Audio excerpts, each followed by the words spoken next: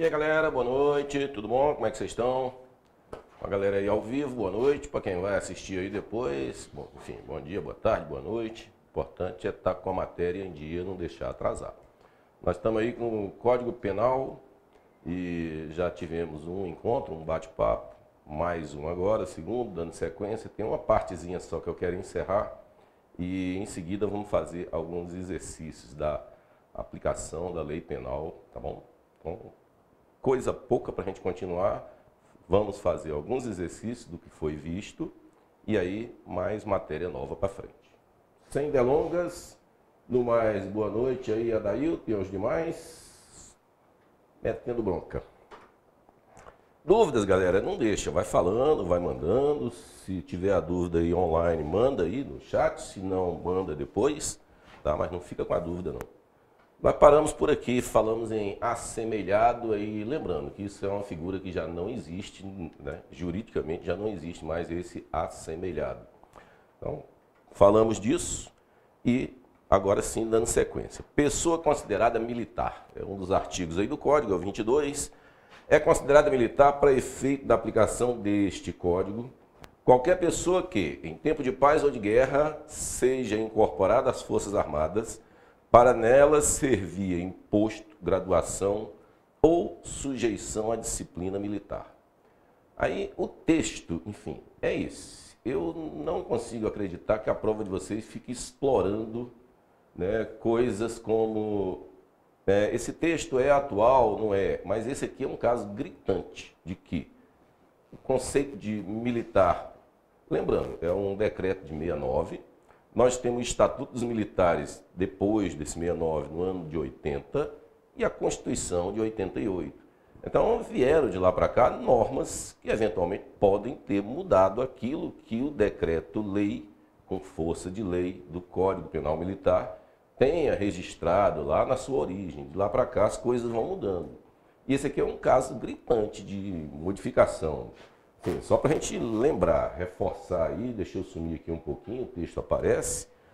Mas no Estatuto dos Militares, está aí na letra A, que é a Lei 6880, que faz parte da FOG, né, do edital aí nosso. Descreve que os membros das Forças Armadas são militares. Beleza. Mas a Constituição vai além, diz que policiais militares e bombeiros, né, esses aí são militares, diz aí competência de julgamento, etc.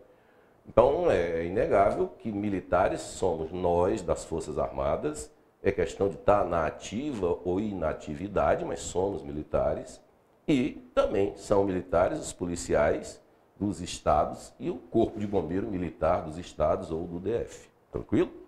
Mas literal o que está escrito no artigo 22, para efeito da aplicação deste código, é qualquer pessoa que, em tempo de paz ou de guerra, seja incorporada às Forças Armadas para nelas servir em posto, graduação ou sujeito à disciplina militar. Equiparação a comandante. Equipara-se ao comandante para o efeito da aplicação da lei penal militar toda autoridade com função de direção.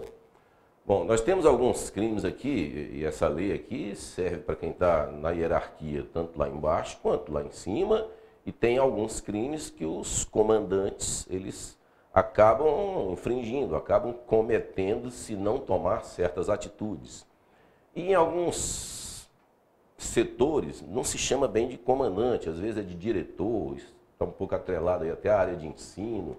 Enfim, aí ele diz aqui que equipara-se ao comandante para fins da aplicação dessa lei penal militar toda o que? Autoridade com função de direção. Então, seja o nome que tenham dado aí na prática, se é um comandante de unidade, um diretor de unidade, etc., vai responder, se for o caso, a crimes com a nomenclatura aí de comandante. A gente vai falar deles depois, quando formos abordar especificamente crime por crime. Conceito aí de quem é superior, artigo de número 24. Militar que, em virtude da função, exerce autoridade sobre outro de igual posto ou graduação, considere superior para efeito da aplicação da lei penal militar. Então nós temos a nossa hierarquia, todo mundo sabe aí, quem é mais antigo um do que o outro, tem sempre um critériozinho de desempate, mas por vezes em relação a uma função que está sendo ocupada, aí essa pessoa ela tem um posicionamento diferente do simplesmente aquele hierárquico comum. Então, o que está dizendo o artigo 24 é o militar que, em virtude da função, exerce autoridade sobre outro de igual posto, graduação, etc., aí ele é considerado o quê? Superior para fins da aplicação da lei. Crime praticado em presença do inimigo. Bom, vou dar uma velocidadezinha maior aqui, até para a gente já fazer os exercícios e lembrando que isso é sempre um repeteco, porque vocês já viram esses artigos, né, com o colega aí, com o colega anterior. Crime praticado em presença do inimigo. Artigo 25. Diz crime praticado em presença do inimigo quando o fato ocorre em zona de efetivas operações militares, bem clássico, ou na iminência disso acontecer, ou em situação de hostilidade. Tem algumas críticas quanto a isso, porque o código nosso ele traz uma legislação, de certa forma, fechada aos crimes em tempo de guerra. Então, assim, não precisa necessariamente de estar na frente, na presença, ou deixar de estar na presença do inimigo, porque nós temos diversos tipos. Tipos é a redação, enquadrando ali com aquilo que está descrito como um crime. E tem diversos, né, para tempo de guerra. Então, seja na presença ou não seja na presença do inimigo, na prática não vai fazer tanta diferença. Essa é a crítica que sofre esse artigo aí. Tá? Então, vou pegar uma observação aí de um dos autores. Somente é aplicável em tempo de guerra, essa observação do artigo 25. Sendo desnecessária essa previsão. Então, na visão desse autor, o artigo 25 ele era desnecessário, não precisava nem estar redigido. Aí ele explica o porquê. Pois os tipos penais são suficientes para definir a conduta em tempo de guerra. E aí ele arremata, pouco importando onde se concretiza a infração. Show?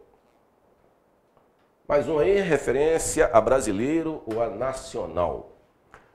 Quando a lei penal militar se refere a brasileiro ou nacional, compreende as pessoas enumeradas como brasileiros na Constituição do Brasil.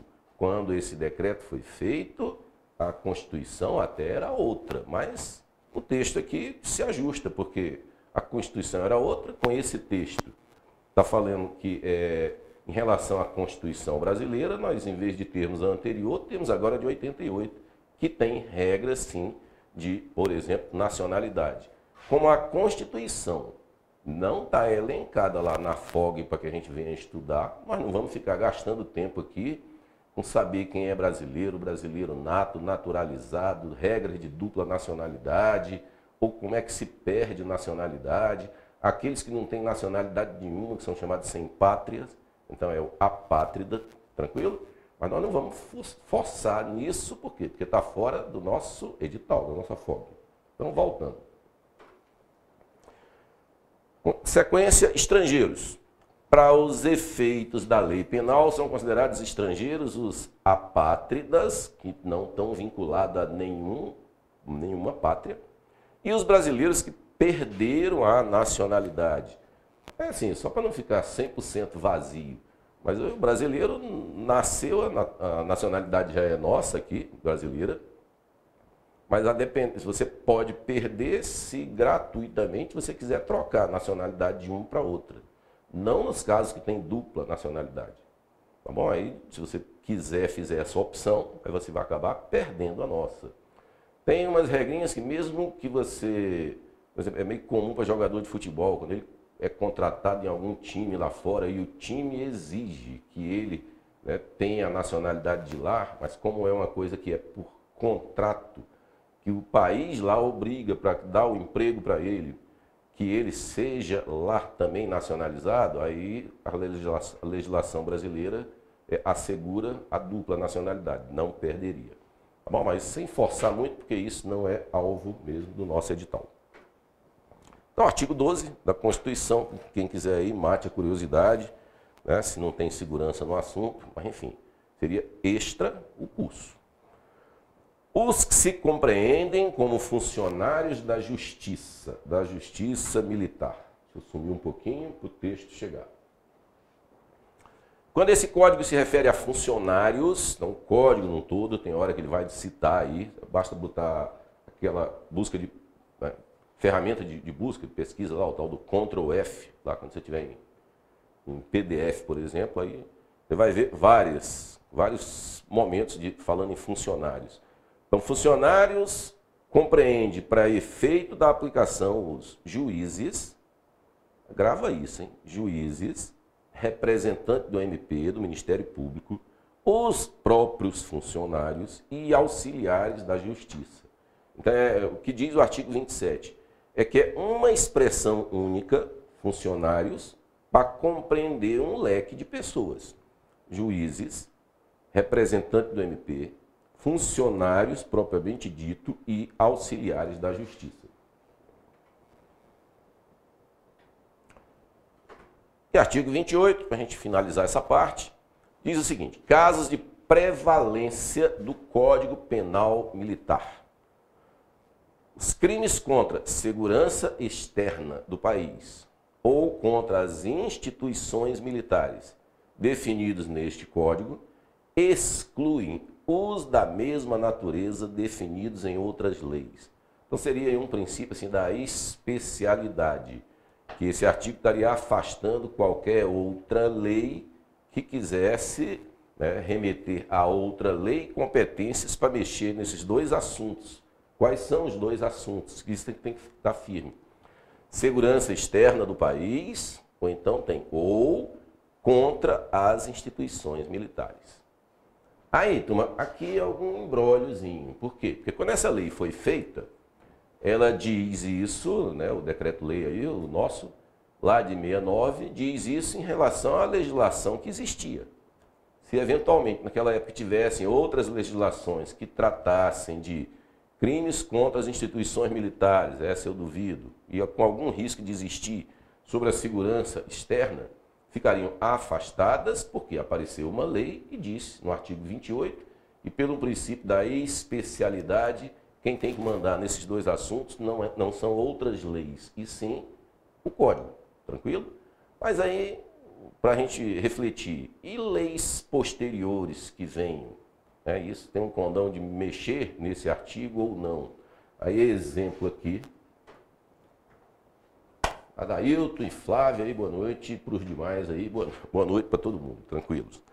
Lei de Segurança Nacional, galera, que é uma lei que existia a 7170 do ano 83 e depois apareceu para substituí-la em 2021. E trata de diversos temas quanto à segurança, não contra aquele outro assunto, contra as instituições militares, mas relativa à segurança. É a lei, inclusive o nome dela, Lei de Segurança Nacional.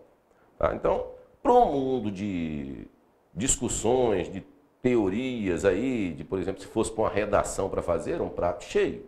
Mas, para a nossa prova, com cara crachá de objetividade do que vem escrito, que eles vão pegar a letra fria, crua da lei, o artigo 28, então, bote aí como uma máxima. Crimes contra a segurança externa do país ou contra as instituições militares, o que manda é esse código. Afasta todas as outras leis. Essa é a ideia do artigo 28 do Código. E aí, nós acabamos a parte que fala da aplicação da lei penal. Então, vamos pegar aqui algumas questões. Tranquilas essas questões. Vamos juntos aqui. Questão de soldado, ano 2017, referente à PM do Goiás, aí PM. Por que PM está cobrando isso? Agora há pouco nós falamos que os militares não se restringem aos das Forças Armadas, até por uma indicação da própria Constituição. Então essa turma aí de PM dos estados, bombeiros, militares, quando vão fazer as provas aí para ingresso, acaba caindo esse assunto, porque frequenta os editais deles. Então, voltando. Sobre a aplicação da Lei Penal Militar.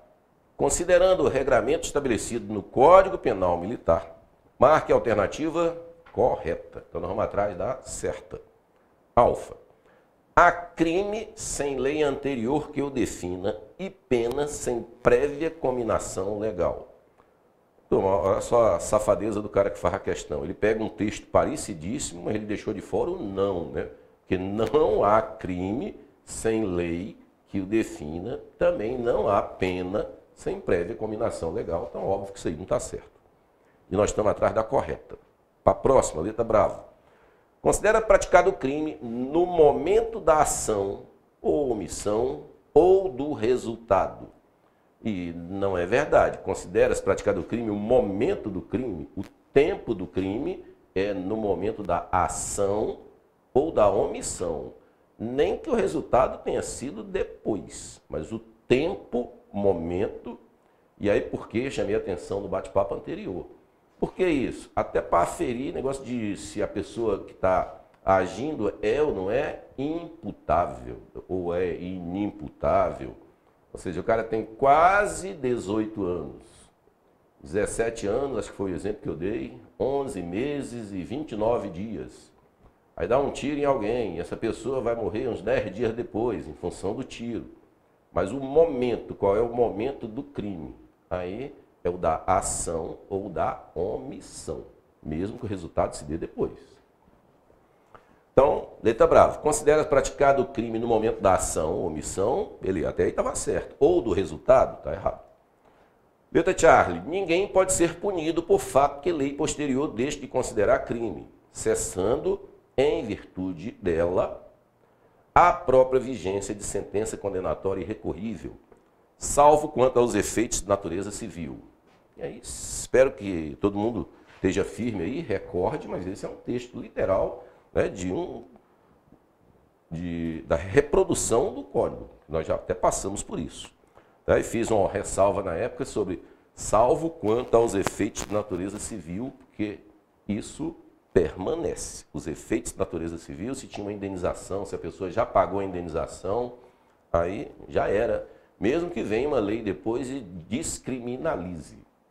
Mas os efeitos da natureza civil, aquela indenização que foi paga, não pode ser pleiteada de volta, querer um ressarcimento, não existe isso. Então, essa letra Charlie está certa. E vamos ver o que tem errado na última. Considera-se praticado o fato no lugar em que se desenvolveu a atividade criminosa e não no local onde se produziu ou deveria se produzir o resultado. E não é. Aqui eles chamam de teoria da ubiquidade, que é da ação, né? Ação ou omissão, seja isso ou seja também o do resultado. E na parte final da letra delta diz, e não no local onde se produziu, quando é consumado, ou deveria produzir, então só tentou, não conseguiu produzir, mas o fato é praticado no lugar onde teve a ação ou omissão, ou então onde se deveria produzir esse resultado, ou até concretamente se produziu. Então, letra delta está errada. Resposta, letra Charlie, está lá. É o artigo 2º do CPM. Eu só saio do meio um tiquinho. Tranquilo, né? Então, vamos para a próxima, até com uma velocidadezinha maior. PMDF para oficial, prova de 2017. A respeito da aplicação do direito penal militar, conforme as normas previstas no decreto 1001/69, marque a correta. Então, marcar a alternativa correta aí. O local do crime é apenas onde se desenvolveu a atividade criminosa, no todo ou em parte. Não, o local é no local onde se desenvolveu a atividade ou onde queria se produzir o resultado, tranquilo? Ou onde até concretamente se produziu, está errado. A lei posterior que, de qualquer forma, favorecer o agente, retroagirá se já tiver sobrevindo sentença condenatória irrecorrível. Bom, nós sabemos que a lei nova, se ela for favorável, ela vai retroagir ou no decorrer do processo, ou até se o processo já tiver sido encerrado e tiver uma sentença batida o martelo, sentença irrecorrível.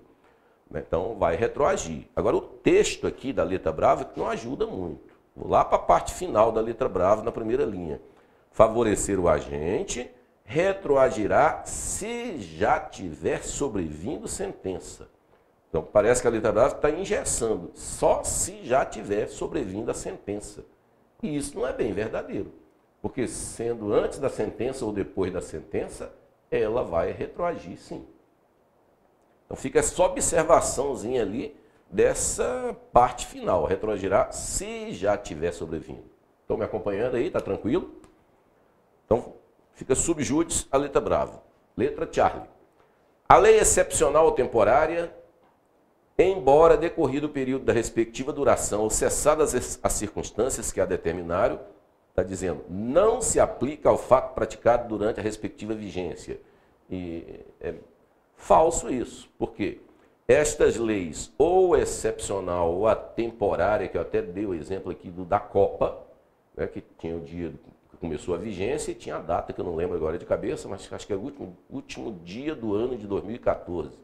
Então ela valia só por aquele tempo. Se alguém cometeu algum crime referente à lei da Copa, com coisas particulares lá, e eventualmente vier a ser julgado, condenado em 2016, 2015, depois da vigência da lei, vai responder sim, porque essa lei tem um negócio chamado ultra, para frente, ultratividade.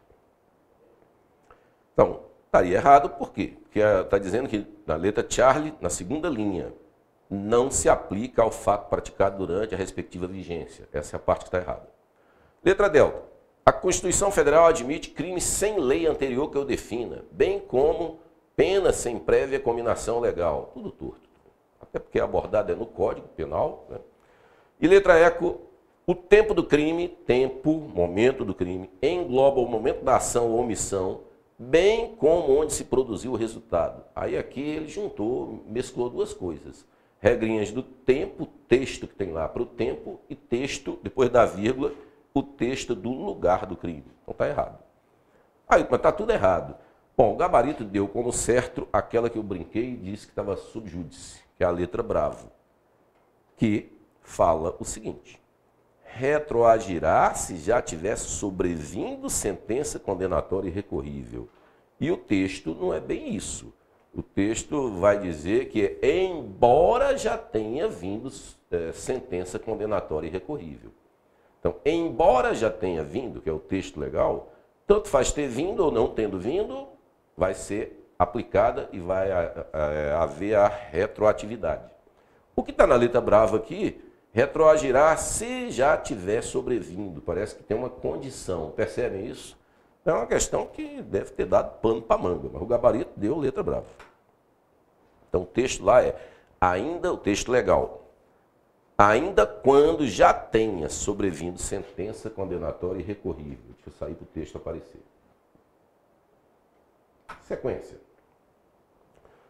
Soldado da PM do Pará. Aplicação da lei penal. É correto afirmar que, correta, então nós vamos atrás dela, as leis penais militares devem retroagir em benefício do acusado, mas uma lei posterior que reduz a pena de um crime não se aplica a casos de condenações já transitadas em julgado. Balela, mentira. Letra brava. O Código Penal Militar já proibia a chamada combinação de leis, que é vedada pelo Supremo, ao determinar que a aferição da lei mais favorável deve ser feita pelo confronto do conjunto de dispositivos de cada lei. E isso é verdadeiro e eu espero que vocês tenham gravado um exemplo que eu dei, que foi da lei de drogas. Que tinha uma lei que tinha uma pena mínima de 3 anos, apareceu uma lei nova, a pena mínima saiu de 3 para 5 anos, então em tese a lei nova era pior, mas a lei nova tinha era o tráfico privilegiado, se não me engano, no parágrafo 4º. Tráfico privilegiado que tem uma redução sensível. Então você tem que olhar no conjunto da obra, de uma lei nova e da lei velha, para aquele caso concreto, qual que eu aplico, qual que na verdade é mais favorável, que não pode fazer uma junção das duas. Então voltando para cá. Letra bravo, então, já proibia o Código Penal Militar, é verdadeiro, né? E letra brava, então, está fechada, está correta. Letra Charlie, vamos ver então o que tem de errado. A aplicação da lei penal militar no espaço é regido tanto pelo critério da territorialidade quanto da extraterritorialidade, de modo que o militar brasileiro, em ação no exterior, deve ser julgado no país onde foi praticado o crime em tese.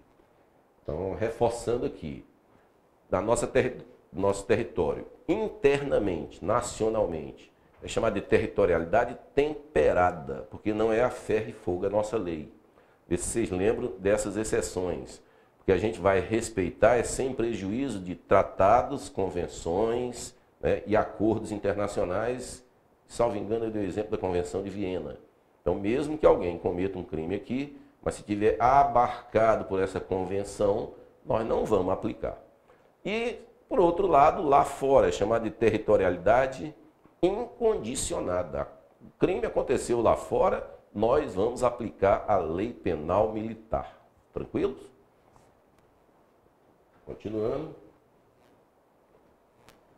Continuando.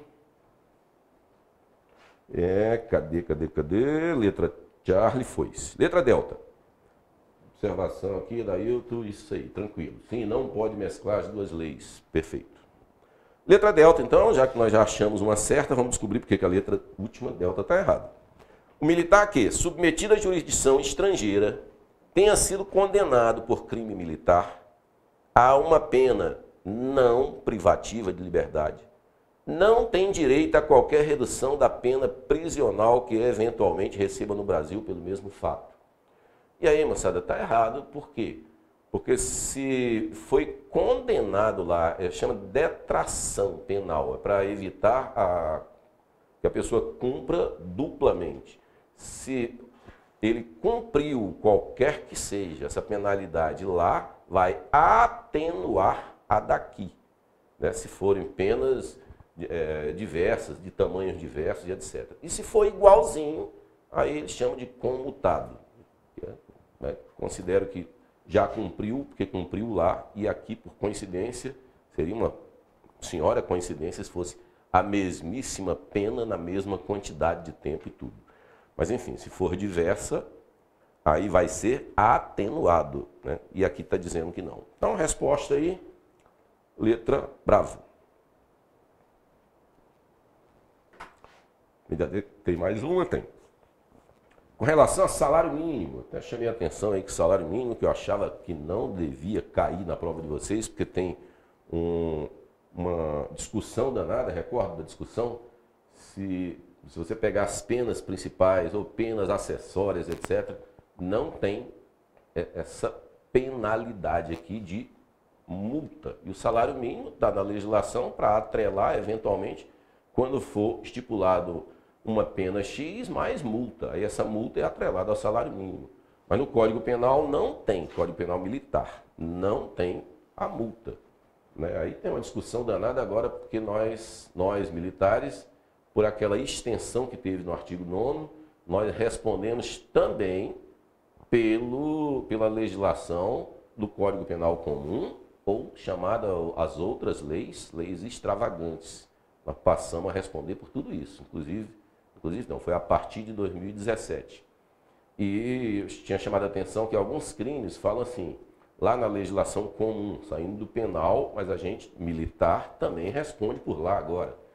Que o crime é de, por exemplo, 4 anos, de 2 a 4 anos, mais multa, e às vezes é ou multa. E a discussão é se isso iria ser aplicado ou não. Mostrei 2 julgamentos para vocês do STM, onde eles batem cabeça, um dizendo que sim, era para aplicar, e o outro dizendo que não era para aplicar. O que dizia não era, justificava. Porque no Código Penal Militar não tem a penalidade multa.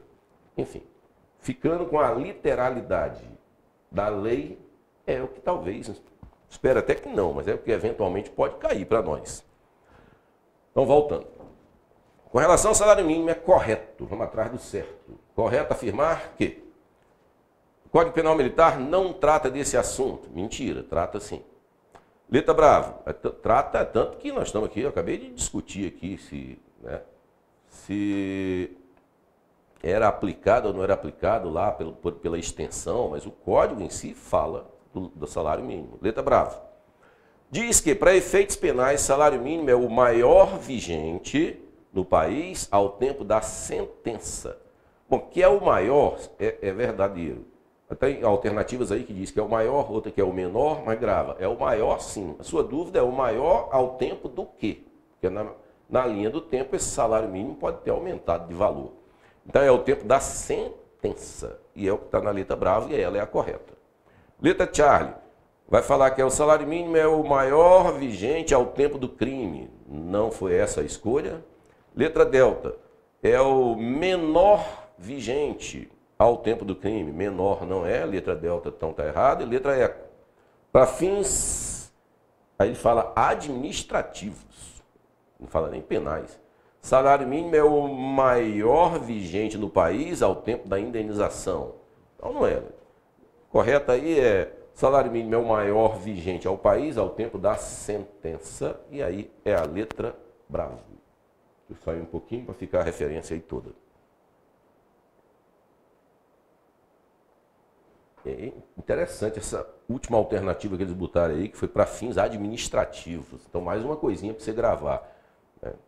Está lá na parte de baixo, na justificativa minha que eu botei, em negrito. Para os efeitos penais. Salário mínimo é o maior vigente do país ao tempo da sentença. Mais uma.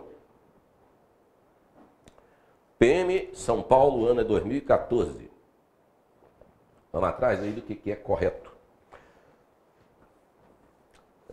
Com relação ao militar da reserva ou reformado, quando pratica ou contra ele é praticado crime militar. Então, nesse cenário, vamos atrás do que é certo. Não conserva as responsabilidades e prerrogativas do posto ou graduação para efeito da aplicação da lei penal militar. Conserva sim. E eu acho que eu dei até o exemplo de era um oficial que tinha se enrolado e precisava de ser apresentado em algum local.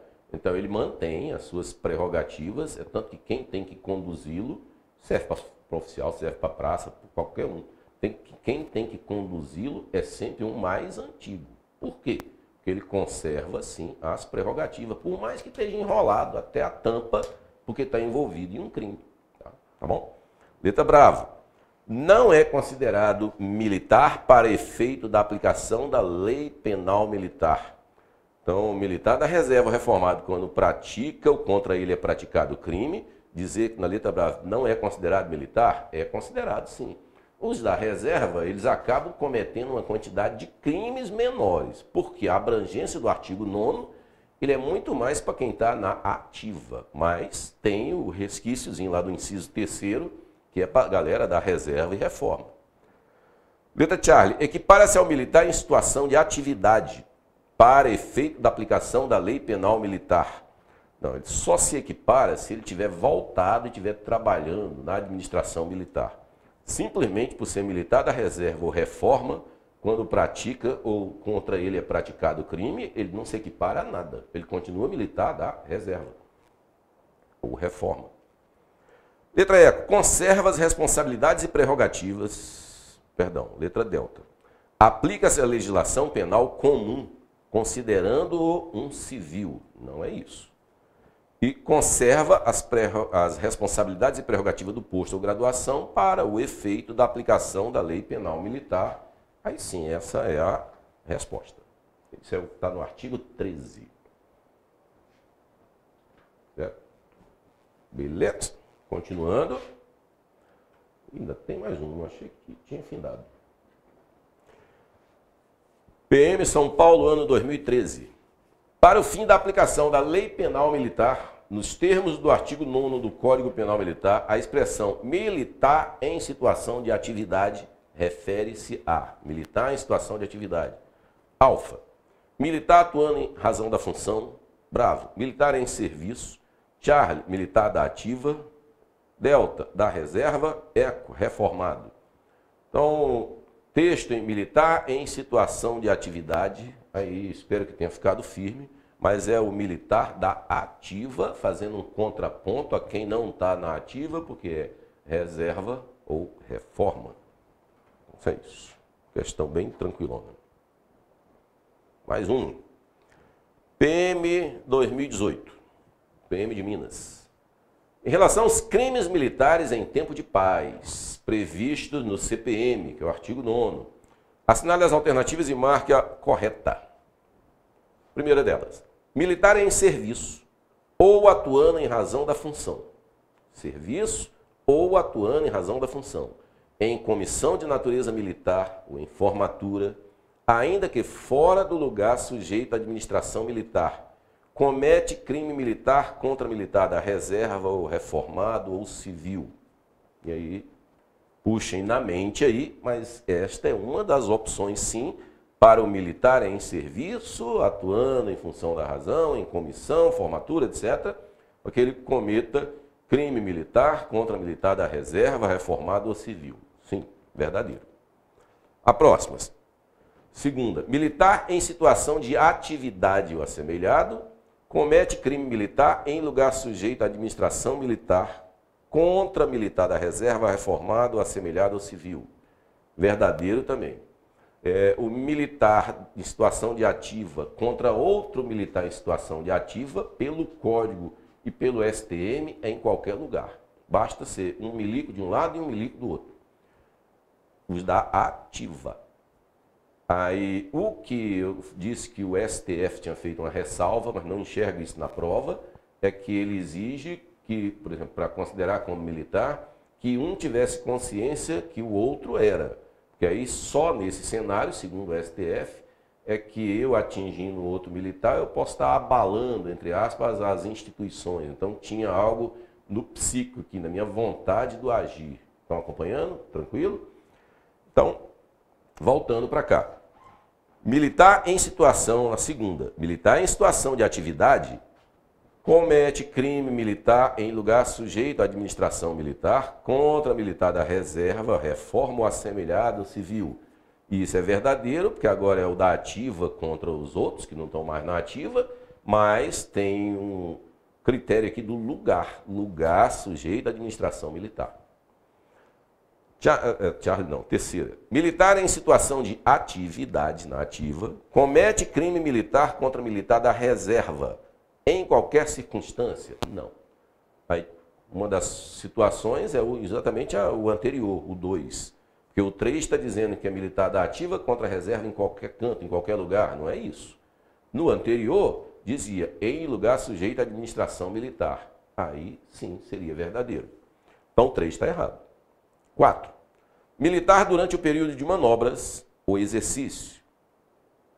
Quando ele diz só militar durante o período de manobra ou exercício, militar, e não fala nada, é o da ativa. Esse é o pensamento do código, para você pensar e raciocinar para questões. E é, inclusive, literal, muitas das vezes.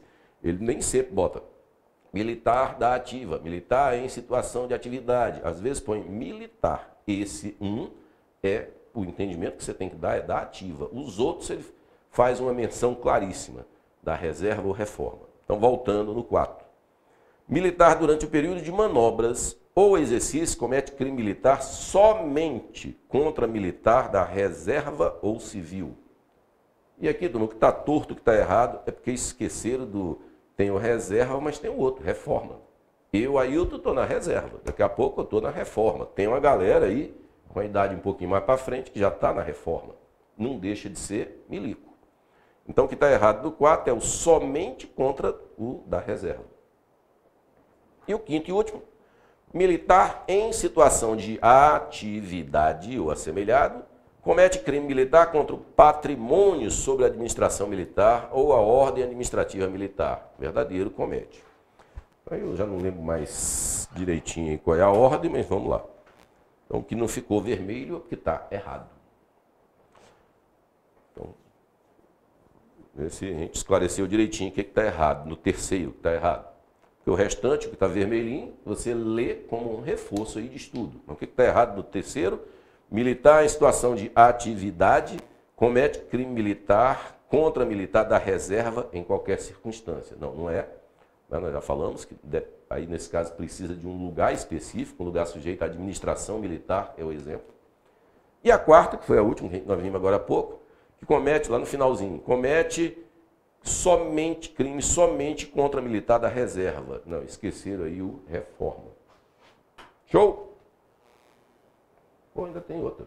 Tem mais questões aqui do que eu imaginei. PM Minas, 2018 é o ano e vão atrás do que está certo, correto. Alfa. Militar da reserva conserva as responsabilidades e prerrogativas do posto ou graduação somente quando contra ele é praticado o crime. Errado, porque tanto quando ele pratica quanto quando é praticado contra ele o crime. As prerrogativas, né, e responsabilidades permanecem. Então está errado. Letra brava. O oficial da reserva ou reformado conserva as responsabilidades e prerrogativas do posto quando pratica ou contra ele é praticado crime militar. E aí está certo. Vírgula. O que não ocorre com o praça, por não haverem tais prerrogativas em relação à sua graduação. Balela, não tem distinção nenhuma aqui nesse particular entre oficial e praça. Então está errado. Letra Charlie. Militar da reserva ou reformado, empregado na administração militar, equipara-se ao militar em situação de atividade para o efeito da aplicação da lei penal militar. Verdadeiríssima. E, se essa é verdadeira, o que tem de errado na última? O militar da reserva ou reforma não goza de prerrogativas do posto ou graduação relativa à aplicação da lei penal, enfim, bem errado. Então, resposta aí, letra Charlie.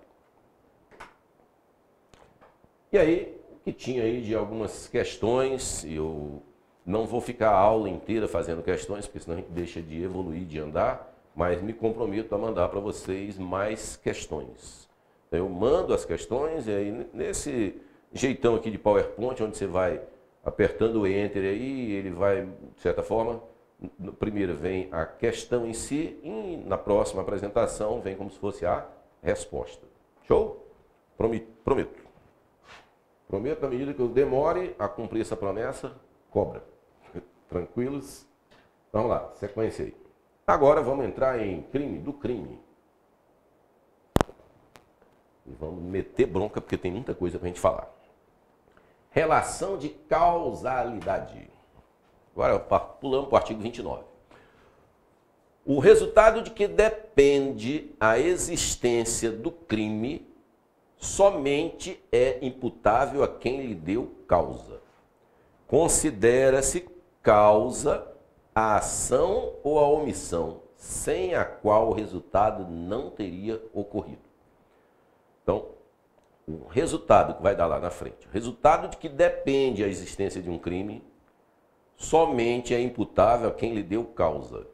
Aí tem algumas discussões aqui, que, assim, tem algumas teorias que vão falar assim, pô, se o cara usou uma arma, aí vai se enrolar o cara que usou a arma, deu tiro, o que vendeu, o que você pegou um Uber ou um táxi para chegar perto do cara que você queria alvejar, atingir, né? Ele, de alguma maneira, ele está nessa linha participativa aí de, no final, né, você pegou e deu uns 2 ou 3 desfechos lá e apagou, matou alguém. Mas assim, se você não botar um freio para trás, em algum momento, você vai pegar tudo quanto é antecedentes. Aí você vai chamar aqui de que considera uma causa, porque se não tivesse pego o Uber, não tinha achado o cara. Se o cara não tivesse vendido a arma, você não tinha atirado. Se o fabricante não tivesse trabalhado, botado uma fábrica para fazer arma, também você não tinha, no final, feito uso dela para matar alguém. Então tem que ter um limite. Aí onde é que se trabalha um pouquinho isso? 2 nomezinhos aqui, bem rapidinho, sem aprofundar, mas só para não ficar no vazio. Teoria da equivalência dos antecedentes. Todo fato humano sem o qual o resultado não teria ocorrido. Então encaixa todo mundo, o do Uber, o da arma que vendeu, o vendedor, o fabricante, etc. Mas tem um outro nome que é o mais querido. Teoria da causalidade adequada. Que é causa, diz a turma dessa teoria, causa é o antecedente mais adequado ou mais eficaz para a produção do resultado. Não basta qualquer conduta sem a qual o resultado não teria ocorrido. Então a causa é o antecedente mais provável, mais remoto. Aí você vai excluir aí o Uber, vai excluir um horror de gente para trás. E sim ficar com o que fez uso da arma e meteu bala para frente. E o parágrafo 1º, que aqui eu quero explorar mais. do artigo 29, se eu não me engano, é isso. A superveniência, coisa futurista, a superveniência de causa relativamente independente, e eu vou traduzir o que é isso, exclui a imputação quando, por si só, essa causa relativamente independente, quando por si só produz o resultado. Os fatos anteriores imputam-se, entretanto, a quem os praticou. Então, vamos aqui. O que essas causas? Tem causas independentes e o texto usado ali foi relativamente independente. Texto usado no parágrafo 1º. Vamos ver aqui o que seria essas causas independentes. Não depende de nada, vínculo nenhum. Aquelas que surgem e por si mesmas são aptas a produzir o resultado. Elas cortam um nexo entre alguém que estava querendo alguma coisa, uma relação de um nexo de uma coisa que eu faça com uma causa que eu venha a produzir lá na frente. Aí dá um exemplo clássico aí que tem no livro de direito, tudo. Um raio que atinge uma vítima, matando-a, raio, matou. Pouco antes dela ser alvejada a tiros pelo agente. Então, é uma causa assim, totalmente independente, não tem nada a ver com eu, Ailton, por acaso peguei uma arma, estava de longe mirando no sujeito, ia matá-lo, verdade, mas aconteceu uma coisa que não tem nada a ver com a minha postura, esse raio que aconteceu. Então, isso é uma causa independente. Agora, o que tem no parágrafo 1º é causa relativamente independente. Essa sim, a gente tem que aprofundar e saber. Surge de alguma forma ligada às causas geradas pelo agente. Então, por isso que são chamadas de relativamente independentes. Tem alguma ligação. Mas possuindo força suficiente para gerar o resultado sozinha, por si mesma. Então, botei um exemplo aqui. Tiro, hospital, incêndio. O cara leva um tiro, galera. Levou um tiro. Aí alguém pega ele numa ambulância e leva para o hospital. Está lá hospitalizado porque eu dei um tiro. E aí no hospital, o hospital pega fogo, um incêndio e tal, e esse incêndio o cara morre, mas não morre por causa do tiro que eu dei. Morre por causa de um incêndio. Aqui tem algum resquício. Ele estava no hospital porque levou um tiro. Então tem alguma dependência. Mas o incêndio por si só foi quem matou. Então por isso que é o termo de causa relativamente independente. Ela não é 100% independente, porque aquela pessoa só foi parar no hospital porque eu acabei, no exemplo hipotético aqui, acabei atirando em alguém e fiz com que ele fosse para o hospital. Tá bom? Então, como é que se resolve? Volta aqui no artigo. Perdão, no parágrafo, lá em cima. A superveniência, coisa que venha depois, de uma causa relativamente independente, exclui a imputação quando, por si só, essa causa produz o resultado. Aí os fatos anteriores, o do tiro que fez o cara ir para o hospital, os fatos anteriores, antes do incêndio, entretanto, vão ficar imputados a quem os praticou. Então eu não responderia aí por um homicídio, mas eu responderia aí por uma tentativa, porque eu tentei matar o cara. Eu estava tentando e tentei, mas eu mesmo não pratiquei o homicídio consumado. Porque ele chegou a morrer, sim, mas por uma causa relativamente independente, que ela por si só foi quem matou essa pessoa. Então esse é o entendimento do parágrafo 1º aí. Para fim de uma prova, assim, nu e cruamente, eu fico pensando se o cara troca ou não troca essa partezinha de causa relativamente independente. Se ele bota uma causa, aí coloca independente, mas não é independente 100%, é relativo, tem alguma dependência. Porque a causa independente é o exemplo do raio que eu mostrei agora, que eu abordei agora há pouco. Parágrafo 2º do crime. A omissão. Então, tem crimes que se pratica por ações, chamado de, o contrário de omissivo, é com comissivo, sinônimo de ação, de ativo, e tem omissivo. Parágrafo 2º vai falar de omissão. A omissão é relevante relevante como causa, quando o omitente, aquele que se omitiu, devia e podia agir para evitar o resultado. O dever de agir incumbe a quem tenha por lei obrigação de cuidado, proteção, vigilância. Mas não é só esse que é obrigado aí por lei, né? Obrigação de cuidado, proteção e vigilância. Também a quem, de outra forma, assumiu a responsabilidade de impedir o resultado. Ou, por último, a quem, com seu comportamento anterior, criou um risco de sua superveniência, que vem aí depois. Riscos que vieram depois. Então, são 3 os cenários que quem se omite, no caso aqui de omissão, quem se omite pode se enrolar e cometer crime. Quais são os 3? Fala lá no meio do texto, lá, por lei, obrigação de cuidado. Aí tem um exemplo aqui no Código Penal. Omissão de socorro. Artigo 201. Deixar o comandante. Lembrando que nós, no bate-papo anterior, nós falamos. Antes das questões. Nós falamos lá quem é que se equipara a comandante. Qualquer um que tenha o poder aí, a posição de direção. Tranquilo? Deixar o comandante de socorrer, sem justa causa, navio de guerra ou mercante, nacional ou estrangeiro, ou aeronave em perigo, ou náufragos que hajam pedido socorro. Então aqui é uma obrigação legal. O cara que é comandante, ele responde porque a lei está dizendo que se ele se omitir, ele se enrola no artigo 201. Aquele texto do parágrafo 2º lá em cima diz, não é só por lei, vai dizer também quem assumiu a responsabilidade de impedir o resultado. Assumiu.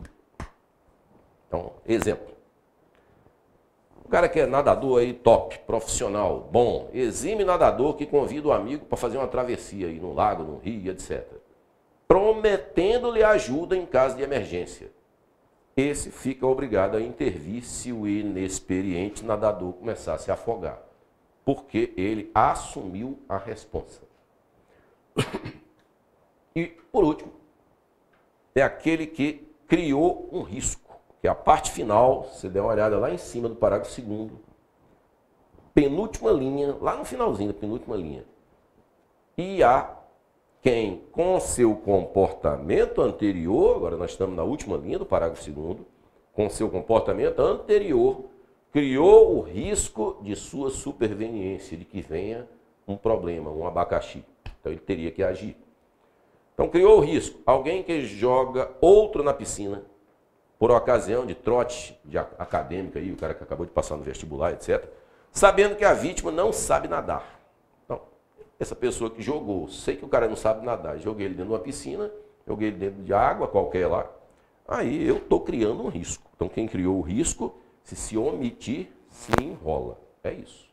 Quem não está nesse cenário aqui, pode sim se omitir, porque não comete crime por omissão. A não ser o que tem previsto no parágrafo 2º, que se vincula, né, por lei, ou assumiu a responsa, ou criou o risco. São esses. Diz-se o crime, tentado e consumado. Crime consumado, quando nele se reúnem todos os elementos da definição legal. Então, não fiquei só tentando, eu consumi. Era para fazer aquilo, fui lá e de propósito, foi intencional, foi doloso, fui, fiz e acabou.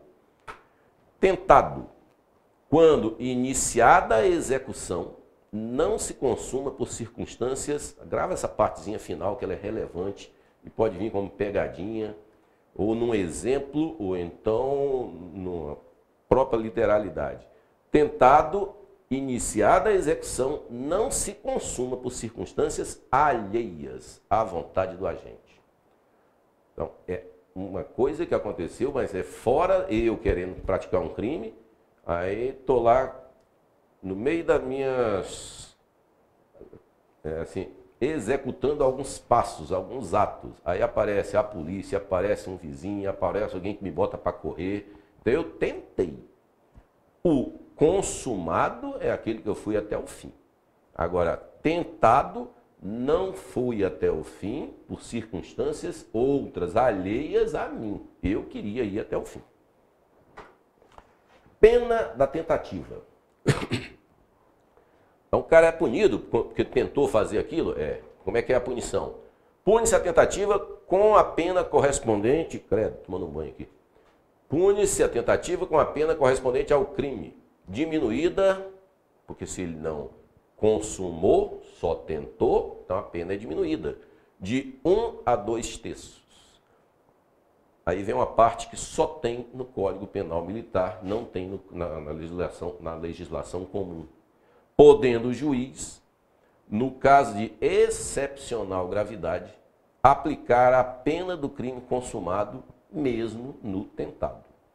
Aqui é meio subjetivo, porque não está escrito em lugar nenhum o que é isso, qual é o conceito disso. Excepcional gravidade. Percebe que, para mim, pode ser tal coisa, pode ser uma excepcional gravidade, mas para você aí, um de vocês aí, achar que é grave, mas não é tanto, não é uma excepcional gravidade. Acaba ficando subjetivo, concordo. Mas literal, o que você tem que ir para a prova sabendo? É que se o crime foi consumado, tem lá a pena mínima e máxima. Se o crime foi tentado, aí ele tem direito a ser abatido. É a regra. Diminuído de 1 a 2 terços. Mas pode o juiz, em caso de excepcional gravidade, aplicar a pena tal qual se ele tivesse consumido. É isso. Tranquilos?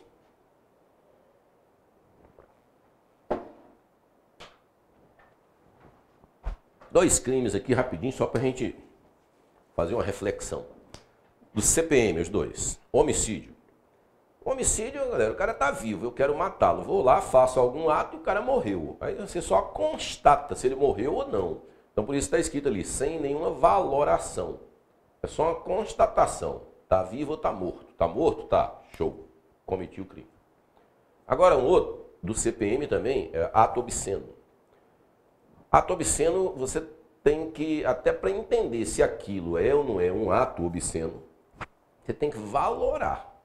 Porque é um conceito meio subjetivo e isso muda no tempo, a depender da época, alguns anos para trás, alguns 100 anos para trás, ou de um lugar para outro, enfim. Então, diferente do homicídio, basta saber se está vivo ou está morto, ou do ato obsceno, que até para saber se aquilo que está sendo feito, se aquele ato, ele é mesmo obsceno, ele não é tão fácil de você identificar no que a gente chama de tipo penal, naquilo que está redigido. Matar alguém, bateu o olho lá, morreu, eu me encaixei naquilo que está escrito. Matar alguém se enrola num crime. Agora, fazer tal coisa, tais gestos, é ou não é ato obsceno, aí você tem que ter uma certa valoração para julgar aquilo em relação à linha do tempo, e a depender do lugar, ser mais ou menos conservador, enfim, é isso. Continuando. Desistência, o cara quis desistir, voluntária, e arrependimento eficaz. O agente que, voluntariamente, desiste de prosseguir na execução, ou impede que o resultado se produza, só responde pelos atos já praticados. Então, se ele voluntariamente, tem que ser voluntário, não pode ser forçado por seu ninguém. Se ele desistir de prosseguir na execução, ou ele impede que o resultado se produza, só responde pelos atos praticados. Então, pelos que ele praticou, óbvio que ele vai responder, né? Mas essa desistência voluntária, então, a minha ideia era fazer algo maior, mas eu desisti. Então, só pelos... na desistência voluntária, eles costumam usar a seguinte frase. Eu não quero mais. O não quero mais é não quero mais continuar. Mas até eu posso. Eu poderia continuar se eu quisesse. Eu que não quero mais continuar. É opção. Por isso que eu estou desistindo. Né? E arrependimento eficaz. Fiz tal coisa e me arrependi. É uma desistência que ocorre entre o término dos atos executórios, você já tinha feito tudo que tinha que fazer, dos atos executórios, e entre esse momento e a consumação. Então, se você se arrepender, mas tem que ser um arrependimento eficaz. Não é aquele que, caraca, eu matei o cara, eu atirei e matei o cara. Estou arrependido. Não, isso aí é algo assim espiritual, dependendo de religião ou não, você vai se confessar, você vai ficar com peso na consciência, mas não foi eficaz em nada para aquele que você matou, para quem você cometeu o crime. Aqui tem que ser algo eficaz, que aconteça entre o momento que é o término dos atos executórios e a consumação. No meio do caminho, que você se arrependa disso. Vou até puxar exemplos aqui em seguida. Crime impossível.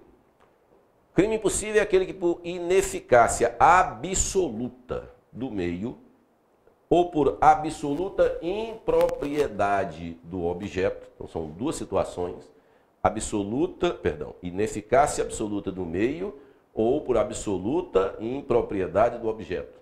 É impossível consumar o crime, nenhuma pena é aplicável.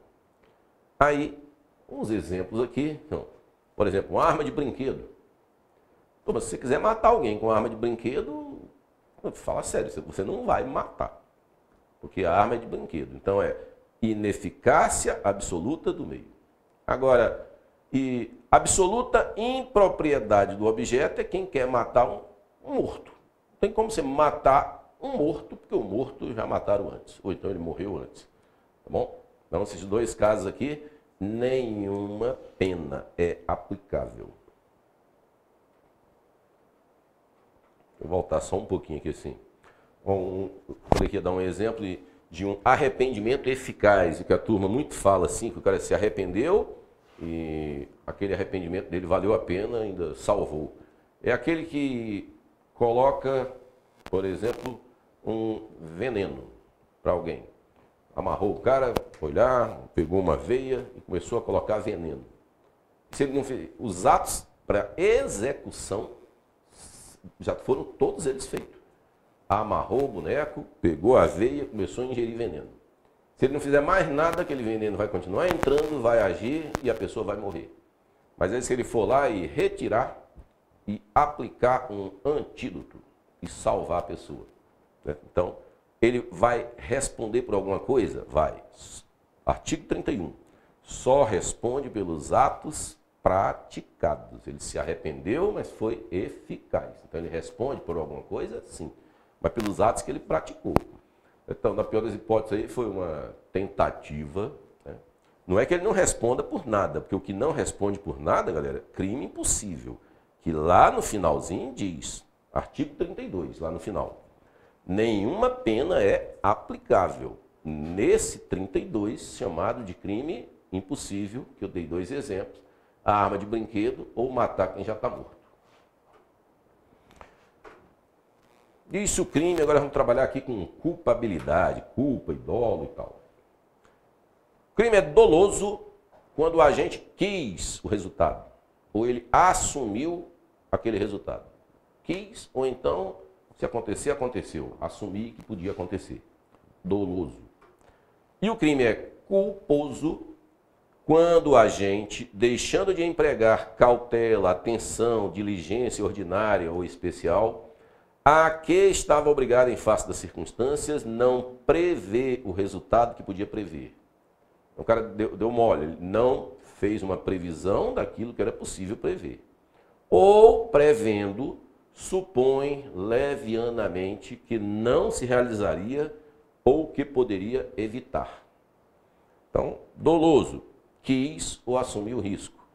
Culposo, aí é possível pensar aqui em imprudência, negligência, né? Bem fácil aqui de a gente se encaixar nisso. Doloso, tem dois tipos aqui de dolo. Dolo direto, aquele que eu quis o resultado, eu queria atirar para matar, atirei e matei, e fim. E tem chamado de dolo indireto ou dolo eventual, mas também é dolo. Então, seja um, seja outro, dolo do mesmo jeito. Dolo indireto ou eventual é o que assume o resultado. Exemplo. O cara está atirando no muro e ele assume o risco dos tiros vararem, passarem naquele muro, né, vararem esse obstáculo e atingirem terceiros. Então, para gravar, o povo costuma muito falar isso aqui, É um palavrão, paciência, perdão aí, mas a ideia aqui não é xingar, é só uma coisa grave mesmo isso aí. É o cara que diz assim, cara, eu vou fazer isso aqui e se tal coisa acontecer, lavar o palavrão, foda-se. Ou seja, ele não quer, mas ele assumiu o risco. Então, se ele assumiu o risco, mesmo que não quisesse, mas ele assumiu que se acontecer, paciência, azar, foda-se, é dolo, crime doloso. E o culposo. Existem dois tipos de culpa. Culpa inconsciente e consciente. Então, culpa inconsciente. A gente que não presta atenção da maneira que deveria e com isso provoca o resultado. É um cara que é negligente, imprudente, enfim. E a culpa consciente é o agente que prevê sua conduta, que sua conduta pode levar a um resultado. Mas ele acredita firmemente, piamente, que tal evento não vai se realizar.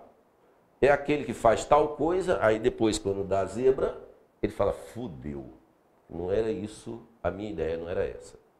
Então, isso é muito clássico aí, em tudo quanto é curso de direito, essas duas expressões. A ideia não é falar palavrão, né? Espero que entendam mesmo. É muito mais na linha de um mnemônico, né? De uma forma forçosa de se gravar. Mas foda-se é que se acontecer, aconteceu e eu assumo o risco. E o fudeu. Eu falo, caralho, não era para ter acontecido. O cara confiava tanto que aquilo não ia acontecer, que ele se surpreendeu e aí saiu esse palavrão. Puta, fudeu. Não era a ideia dele, ele não quis nem assumir esse risco. Então essa é a chamada culpa consciente. É dificílimo na prática você saber se o cara tinha ou não tinha dentro do psíquico dele, dentro da cabeça dele. Mas isso deixa para os tribunais resolverem. Para uma questão teórica, dolo, quis ou assumiu o risco. E então o outro, culpa, é por uma negligência, por uma imprudência, ou então eu sabia que tal coisa podia acontecer, mas eu acredito, então, pela minha experiência, pela minha perícia, que isso não vai acontecer. Eu dirijo muito bem, então eu atiro muito bem, eu vou atirar naquela garrafa bem ali. Se tem alguém passando lá do outro lado, eu tenho segurança absoluta, porque eu sou atirador ponta de elite, que aquele tiro naquela direção jamais vai atingir aquela pessoa. E qualquer coisa que venha eventualmente acontecer e deu errado e o tiro foi parar lá, esse cara vai dizer, fudeu. Porque ele não tinha intenção. Ele acreditava firmemente de que aquilo que ele chegou a prever não ia ocorrer. Culposo. E óbvio que crime culposo e doloso, a relação é direta com o tamanho da cadeia, né? E não é nem só isso. Porque tem diversos crimes aí que ele só existe na modalidade dolosa.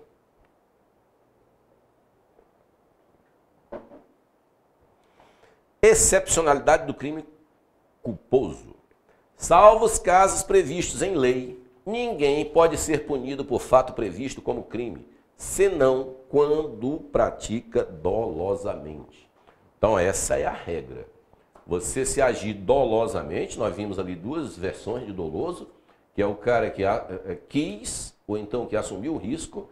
Se ele fizer uma coisa porque quis, ou porque ele assumiu o risco e tiver escritinho, titulado, tipificado, que é o nome, aí responde como crime.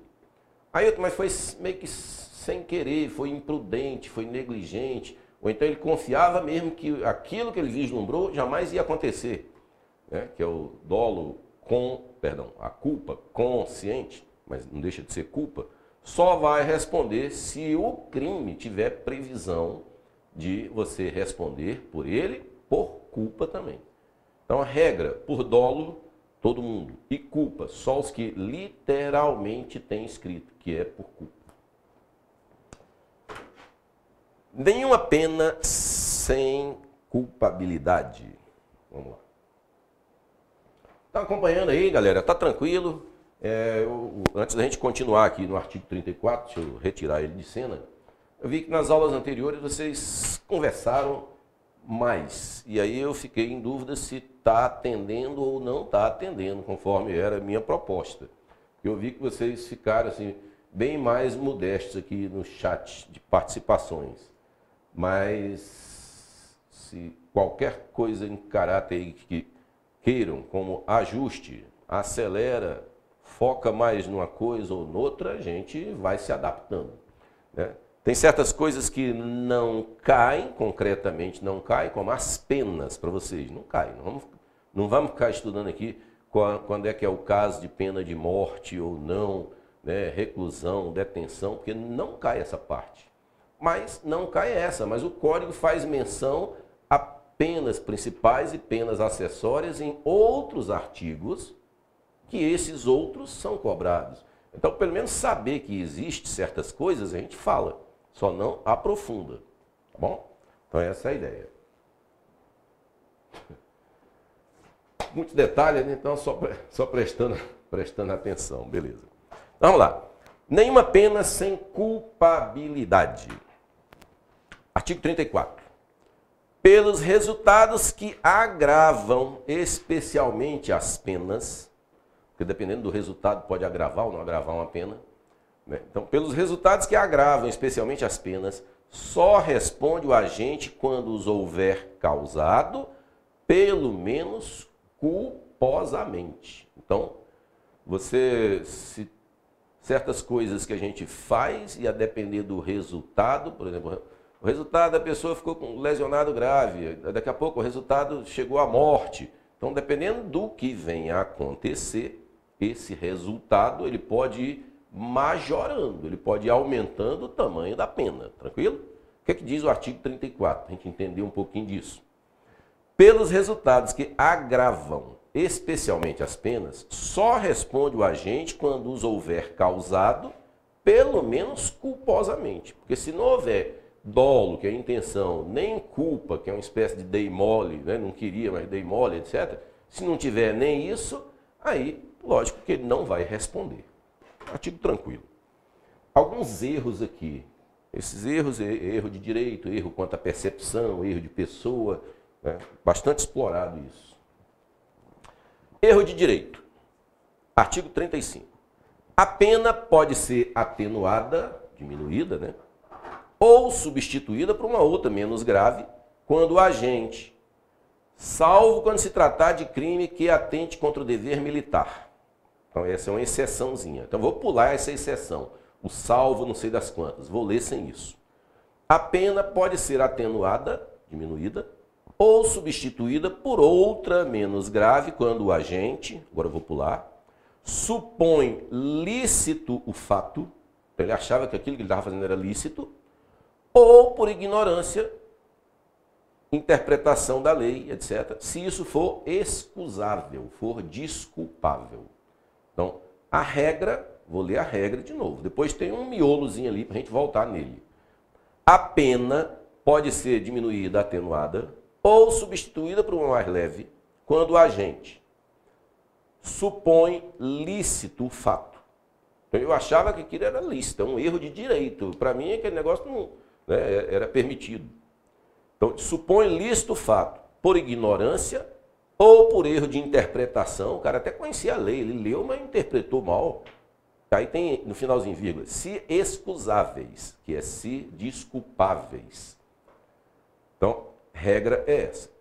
Pode ser atenuada ou substituída. Isso é no direito penal militar. No direito comum, nós, no mundo civil comum, quando há um erro de direito mesmo, o cara lá pode ser, inclusive, absolvido. Mas no direito penal, nós aqui, no pacote nosso, nós não somos absolvidos. Por quê? Eu achava que esse negócio era lícito e, na verdade, não é. Não, aqui, ou a pena é diminuída ou é substituída por uma outra mais leve. Mas vai ser apenado, vai, né, levar ferro. Tá, agora, ali no meio eu pulei uma parte. Então, vou voltar, agora eu vou incluir essa parte. A pena pode ser atenuada ou substituída por uma outra menos grave, salvo em se tratando de crime que atente contra o dever militar. Então, se for algo que atente contra o dever militar, não cabe o eu não sabia, ou eu interpretei errado, ou eu achei que isso era lícito. Então, cabe para algumas coisas, para outras não. Onde é que tem um não? salvo em se tratando de crime que atente contra o dever militar. Eu acho que aqui embaixo tem uns exemplos. Tem.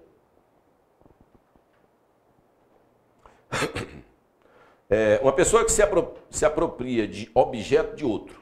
É meio difícil imaginar isso, mas é um exemplo que tem, inclusive, nos livros. Uma pessoa que se apropria de objeto de outra pessoa, acreditando que tal conduta não é criminosa. Não chega a ser um crime, mas é um crime. Mas se a pessoa acha que não é crime, aí é um erro de direito. Então, o Código Penal, eu botei aqui assim, permite até a absolvição. O Código Penal Militar ou diminui, atenua ou substitui a pena, desde que não se trate de crime contra o dever militar. Aí, quais são esses crimes aí contra o dever militar, para eu não ficar voando? Se a gente fosse passear no código mesmo, vocês iam ver que tem na parte especial lá, crimes contra a administração militar, crimes contra o dever militar. Mas só para adiantar aqui alguns. Né? O crime de deserção, o crime de insubmissão. Então tem alguns deles. Na verdade tem vários. Para estes, não cabe eu interpretei errado a lei. Eu não sabia que eu não podia vazar, não podia desertar. Então, não existe. Tá? Então, para esses não vai ter nem pena atenuada, muito menos substituída por uma mais leve. Show? Continuando. Então, frisando, nós falamos de erro de direito.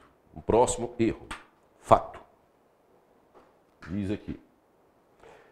É isento de pena quem, ao praticar um crime, supõe, por um erro plenamente excusável, sinônimo, plenamente desculpável. Então, vou voltar. É isento de pena quem, ao praticar o crime, supõe, agora eu vou pular essa parte, supõe, a inexistência de circunstância de fato que o constitui crime. É um caso. Outro. Ou a existência de situação de fato que tornaria a ação legítima. Então fica isento da Silva de pena quem pratica um crime, né, ao praticar um crime, supõe de duas uma. A inexistência de circunstância de fato. Eu atirei, mas eu atirei achando que aquele negócio não era um ser humano. É um exemplo clássico que tem do cara que vai caçar. E aí ele vai caçar e vê um treco aqui assim, julga que é um animal, vai lá dar um tiro no animal e tem um outro caçador agachado, olhando para um outro lugar e também esperando a sua caça. Enfim, o primeiro caçador, achando que aquilo que está lá é um animal, e ele atira. Então, erro de fato. Beleza? Esse é um dos exemplos. Erro de fato é, voltando para cá, final da primeira linha, a inexistência de circunstância de fato. Porque esse animal que ele imaginou, supondo que não é nenhum que as leis de proteção ambiental estão dizendo que não pode matar de jeito nenhum, mas esse animal aí não era uma pessoa. Então aquele crime de matar alguém ele não tá cometendo, porque para ele inexistia alguém. Agora vamos para depois do ou. Inexistência de fato que o constitui, ou agora ele supõe a existência de situação de fato que tornaria a ação legítima. Ele supõe a existência de uma situação de fato. Né? Supõe, mas ela não existe concretamente. Mas ele supõe a existência de uma situação de fato que tornaria a ação legítima. Exemplo, que é dado aí também, que é o cara que está lá de sentinela e aí vê que tem alguém vindo e é o caso dele tomar alguma ação, ele vai lá e dá um tiro. Mas na verdade quem está vindo é um colega, um outro sentinela dele, que mais um ou dois falou, vamos pregar uma peça daquele cara, vamos fazer uma brincadeira. Só que ele, sentinela que está lá, não está sabendo dessa brincadeira, tem gente vindo, e aí ele supõe a existência de um fato, de alguém querendo invadir o quartel, e olha o cara que assim, inclusive vem armado, mete bala. tem que estar supondo, mas aquilo não é real, porque era uma pegadinha, era pregar uma peça. Então, voltando para o texto, fique firme aqui. É isento de pena, por erro de fato. Isento, você não vai cumprir. Quem, ao praticar o crime, supõe, por um erro desculpável, supõe, de duas uma, a inexistência de circunstância de fato que o constitui, o crime, ou a existência de uma situação de fato que tornaria a ação legítima. Isso é isso. Aí está aí os dois exemplos que eu falei. E vamos para o próximo. Outro tipo de erro, culposo. Deixa eu sair aqui um pouquinho. Caraca, 8h20 já. Erro culposo. Parágrafo 1º. Se o erro deriva de culpa, a esse título responde o agente se o fato é punível como crime culposo. Então, se eu fiz alguma coisa, meu erro foi culposo, não tive maneira assim, intencional, dolosa, lembrando sempre que doloso é eu quis ou eu assumi o risco, que eu botei o mnemônico aí de foda-se, né? Então, mas aqui não é o caso de doloso, culposo. Erro culposo. Se o erro deriva de culpa, a esse título responde o agente se o fato é punível como crime culposo. É um reforço do anterior, que você só responde pelos dolosos. Culposo, textualmente tem que estar escrito. Sobre doloso e culposo, e necessidade de estar escrito. Ó. Por exemplo, o crime de dano. O que é um crime de dano? A gente vai estudar os crimes, tranquilo? Lá na frente, um a um.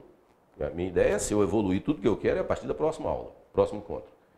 Mas o crime de dano é aquele que eu quero quebrar, danificar alguma coisa sua. Tem que ter dolo no direito comum. Então, no direito lá comum, se eu, por exemplo, quebrar qualquer coisa sua, intencionalmente, bater no seu carro e etc., intencionalmente, não for sem querer do trânsito, é crime. Ressarcir o patrimônio, o carro que ficou batido, etc., isso aí é uma obrigação civil. Mas o fato de eu ter quebrado uma caneta, batido no seu carro de propósito, eu estou danificando porque eu quis, dolo. No direito penal comum, tem que ter dolo para o crime de dano. No direito penal militar, no nosso, o crime de dano tem a versão culposa. Então, só existe porque tem textualmente a versão culposa. A dolosa, você subentende em todos os artigos. Então, aqueles artigos todos que tratam de crimes, o cara só se enrola ali se ele tiver agido dolosamente, quis ou assumiu o risco. E quando é que eu respondo? Culposamente. É quando pontualmente alguns crimes dizem, tem a versão culposa e normalmente a pena é mais branda, mas tem que estar redigido, tem que estar escrito. Beleza? Continuando. Mais um erro aí. Erro provocado. Alguém provoca um erro e um outro se enrola. Perdão, deixa eu voltar aqui. Aqui. Erro provocado. Parágrafo 2º. Se o erro é provocado por terceiro, um terceiro me faz, né, me leva a erro. Se o erro é provocado por terceiro, responderá este terceiro pelo crime. A título de dolo ou culpa, dependendo do que tinha na cabeça dele, conforme o caso. Aí tem um exemplo clássico aqui, um exemplo excelente até. O médico, desejando matar um paciente, galera, ele entrega à enfermeira uma injeção que contém veneno. Afirma que se trata de um anestésico que faz com que a enfermeira aplique a injeção. Então, a enfermeira foi levada a erro. É ela que comete o crime. Não. Por quê? O erro é provocado por terceiro. Responderá esse terceiro, no exemplo aqui, é o médico, a título, no exemplo aqui, a título de dolo mesmo, a título de dolo ou culpa, conforme o caso, mas quem responde é o médico. Bom. Erro sobre a pessoa. Esse é bastante explorado em concursos. Não é bem o perfil da prova de vocês, mas a gente não pode deixar de falar aqui. Mas nesse concurso aí é muito comum. Erro sobre a pessoa. Artigo 37, vamos ler ele aqui. Deixa eu sair aqui, acho que dá para acompanhar mesmo, eu ali embaixo no quadrinho. Quando o agente, por erro de percepção, é um cenário, ou no uso dos meios de execução, ou outro acidente qualquer, atinge uma pessoa em vez de outra. Então, vou pausa aí e vou voltar. Quando o agente, por um desses motivos, por erro de percepção, achei que era uma pessoa, na verdade é outra, eu percebi errado, ou no uso dos meios de execução, ou outro acidente, atinge uma pessoa em vez de outra. Então, eu quero pegar A, mas acabo confundindo A com B. Ou então eu quero atirar em A, o tiro erra e pega em B. Esse é o cenário. Então, voltando, e agora de uma vez toda. Quando o agente, por erro de percepção, ou no uso dos meios da execução, ou outro acidente, atinge uma pessoa em vez de outra, responde sim, como se tivesse praticado o crime contra aquela que realmente queria atingir. Devem ter-se em conta não as condições e qualidades da vítima, que acabou sendo uma outra, mas as da outra pessoa, né, aquela que você tinha intenção de acertar, para configuração, qualificação ou até exclusão do crime e agravação ou atenuação da pena. Então, de maneira resumida, se você tem, imagine pessoas aí, um querendo atirar no outro. Se você quer acertar A, vai atirar em A. E o tiro, por qualquer que seja o evento que venha a modificar essa trajetória de uma bala, alguém bateu, alguém passou na frente, você queria matar A e acabou acertando em outro, em B. Você vai responder tal qual responderia se tivesse acertado o original, o A. Tranquilo? Então, por exemplo, algumas coisas aí que poderiam ter agravante, atenuante, algumas coisas de uma repulsa maior. Imagina o cara que quer matar o filho ou matar o pai, aí sem querer passou alguém. E esse alguém, ele não tinha esse vínculo, esse rancor, é uma coisa que chegou ao ponto de querer matar o pai ou o filho. Mas tem uma repulsa social muito grande, né? Por um motivo banal, por um motivo vil, um motivo torpe que é utilizado. Então, ele vai responder mesmo que não tenha atingido quem ele queria. Porque ele responde não em função de concretamente quem ele acertou. Porque em função do erro sobre a pessoa, ele vai responder sobre aquela pessoa que ele tinha intenção de acertar. Então, continuando.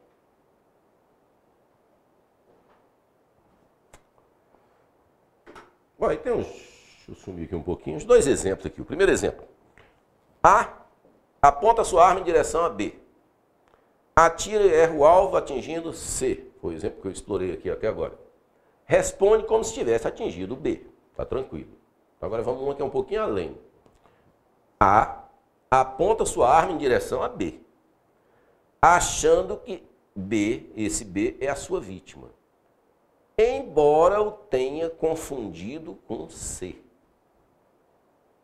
Então, o cara mirou, A aponta em direção a B, achando que este é a sua vítima. Só que ele tenha se confundido esse B com C. Atirando, termina por acertar o tal do C. Mas ele queria mesmo matar, era o B, porque ele mirou, foi no B. Então, deve responder como se tivesse acertado o B. Resumo disso aí tudinho. Se você entrasse na cabeça dos pensamentos, no psíquico lá, do cara que atirou, e se ele fosse o super sincerão, falou assim, maluco, tu queria matar quem? Ele falou, aquele. Então, ele vai, mesmo que acerte em outro, ele responde, né, como se tivesse acertado aquele, que ele foi super sincero e disse. O problema disso está no mundo das provas, né, de conseguir provar o que tinha na cabeça do cara, se ele tinha, imagina uma boate cheia de gente, alguma coisa do tipo. Né? Mas se você pegar um exemplo mais afastado, né, que não tenha tanta gente em volta, é mais fácil de identificar que queria matar era um e acabou acertando foi um outro. Tá bom? Mas é isso. Sequência aí. Erro quanto ao bem jurídico. Parágrafo 1º. Se por erro ou outro acidente na execução, então note que aí tem duas coisas. Se por erro ou por acidente na execução é atingido um bem jurídico diverso, diferente do que era pretendido, do visado pelo agente, responde este por culpa se o fato é previsto como crime culposo. Então aqui é bem jurídico diferente, é vida e patrimônio, bem jurídico diferente, bem jurídico a vida, um dos maiores. Mas aí o cara tem um carro, é o patrimônio dele. Então, se por um erro ou por um acidente na execução é atingido bem jurídico diferente, diverso do visado pelo agente, responde esse por culpa se o fato é previsto como crime culposo. Então, exemplo aí. Pessoa que atira uma pedra contra o veículo, na intenção de depredar o patrimônio. Então a ideia dele era depredar patrimônio, crime de dano. Mas termina atingindo a pessoa que estava dentro do carro, causando-lhe lesão corporal. Nesse caso, responderá por lesão corporal culposa, porque existe a modalidade culposa, que é o que está dizendo no final do parágrafo 1º. Responde por esse, por culpa, se o fato é previsto como crime culposo. Duplicidade do resultado. Talvez seja uma pergunta possível que esteja na cabeça de vocês aí. Se no caso do artigo é também atingida a pessoa visada, ou, no caso do parágrafo anterior, que é o parágrafo 1º, ocorre ainda o resultado pretendido. Então, eu queria danificar o carro. Joga uma pedra. Eu danifico o carro. Versão dolosa. Mas, sem querer, acertou também na pessoa. Aí, lesão corporal culposa. Acabou que eu acertei e fiz duas coisas. A que eu queria e acabou atingindo um outro bem jurídico, que é o que está dizendo na duplicidade do resultado. Se no caso do artigo é também atingida a pessoa visada, então era uma pessoa A e acabou acertando B, que é os exemplos que nós usamos.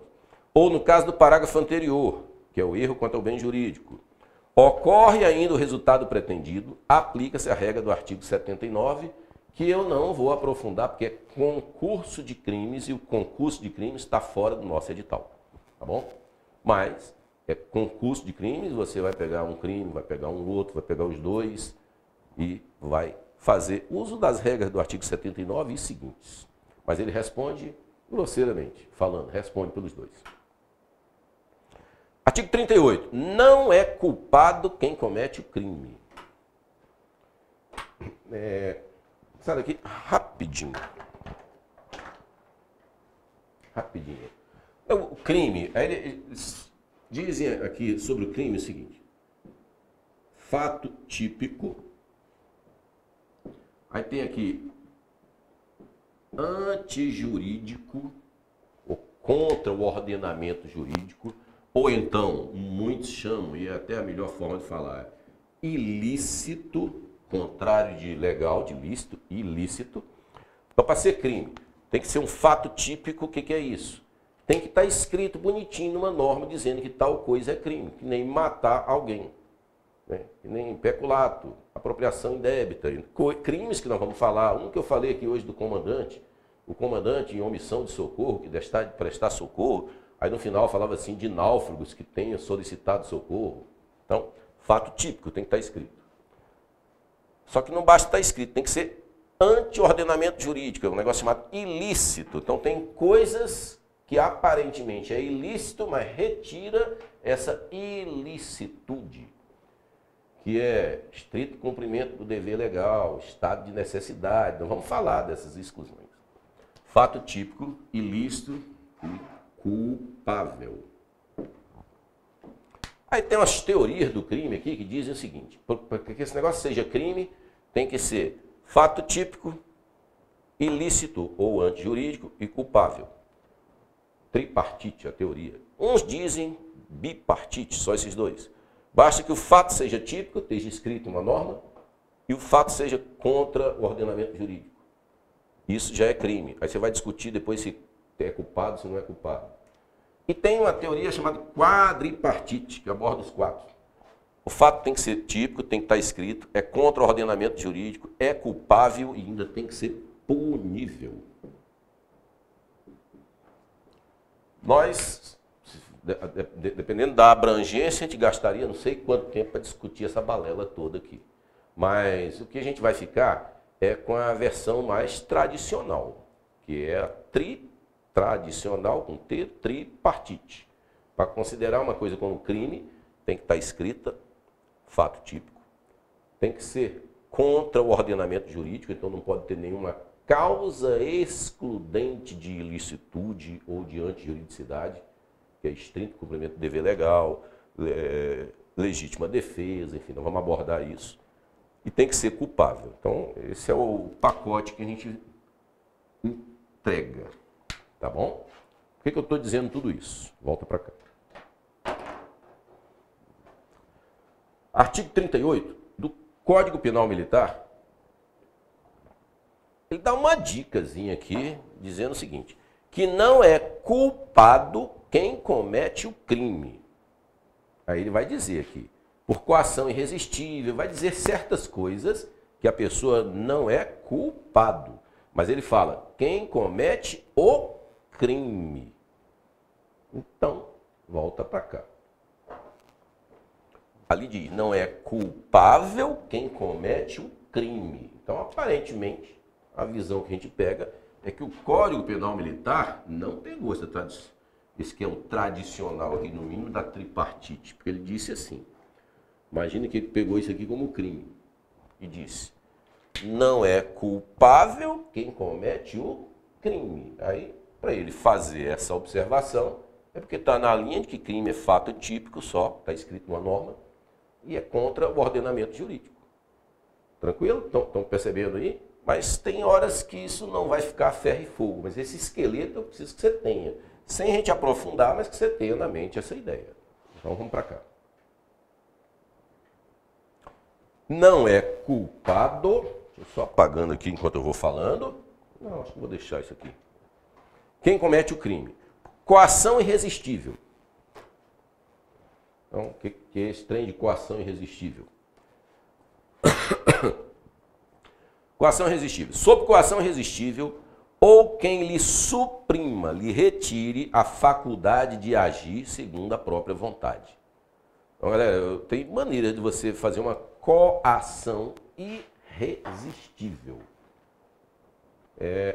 Alguém pegar o teu braço e fazer com que você, por qualquer motivo aqui assim, como se fosse um elástico puxando, tensionando seu dedo, amarra você todinho, tensionando seu dedo aqui, e em algum momento você vai perder essa força. Você resistiu até onde pôde, mas agora coação física. Agora você não dá mais conta de ficar puxando. E vai ficar soltando, soltando, soltando. Imagine que quando você relaxar e não aguentar mais, isso faça ativar um dispositivo qualquer que vai matar alguém. E você já sabia disso. Mas a coação física chegou num ponto que você não resiste mais. Coação física irresistível. Tem a coação moral irresistível. A moral. Alguém está ali do lado, apontando uma arma para a cabeça do meu filho, da minha filha, e dizendo, se você não fizer tal coisa, vou atirar. É uma coação, não é física, é moral. Aí você fala, pô, será que vai atirar? Não vai? A pessoa pega e dá um tiro para o alto e fala assim, ó, está carregada e o próximo é na cabeça do seu filho. Então é uma coação moral irresistível. Porque não vai exigir de uma pessoa que resista a uma coação dessa e vire entre aspas, um super-herói. Tranquilo? Então a legislação vai lá e contempla isso. Então, dito esse cenário, volta para cá.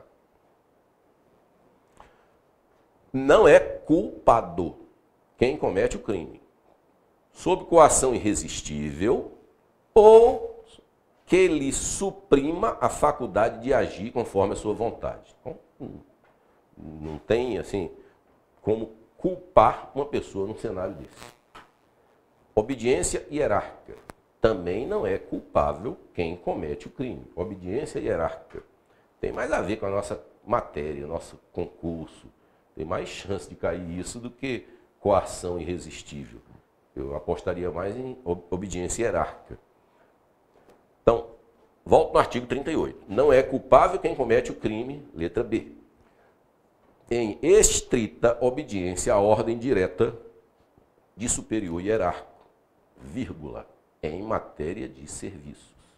Então, se alguma coisa é referente ao serviço e você age como subordinado, subalterno, porque vem uma ordem superior, e age em estrita obediência à ordem direta de superior hierárquico, artigo 38 diz que não é culpado. Responde pelo crime o autor da coação ou da ordem. Se da coação está claro, ou da ordem, né, se por acaso isso envolver em crime. Mas tem pano para manga aqui ainda. Se a ordem do superior tem por objeto a prática de ato manifestamente criminoso, claramente criminoso, ou há excessos nos atos na forma de execução, é punível também o inferior. Então, a princípio, quem responde é o coator, né? Ou o da coação lá, ou então o superior. Agora, quando é que o subalterno, o inferior aqui, ele também responde? Se a ordem do superior tem por objeto a prática de ato manifestamente criminoso, ou há excessos, não era manifestamente criminoso. Eu, que recebi a ordem, que cometi excessos na execução, aí responde. É punível também o inferior. Opa. É isso mesmo. Estado de necessidade com excludente de culpabilidade. Agora eu volto para cá. Vamos falar aqui de estado de necessidade, que é uma das maneiras de você quebrar essa bagunça aqui. Estado de necessidade, como vou voltar no texto aqui para você olhar rapidinho, como excludente de culpabilidade. Aí volta para a tela. Fato típico, contra o ordenamento jurídico, culpável. Estado de necessidade como excludente de culpabilidade. Depois eu vou falar de um estado de necessidade como excludente de crime, que está aqui. Então, começando por esse, que é a ordem dos artigos. Artigo 39. Não é igualmente culpado quem, para proteger direito próprio ou de pessoa a quem está ligado por estreitas relações de parentesco ou afeição, um amigão, contra perigo certo e atual, que não provocou, nem podia de outro modo evitar, sacrifica direito alheio, ainda quando superior ao direito protegido. Olha só. Desde que não lhe era razoavelmente exigível conduta diversa, agir de maneira diferente.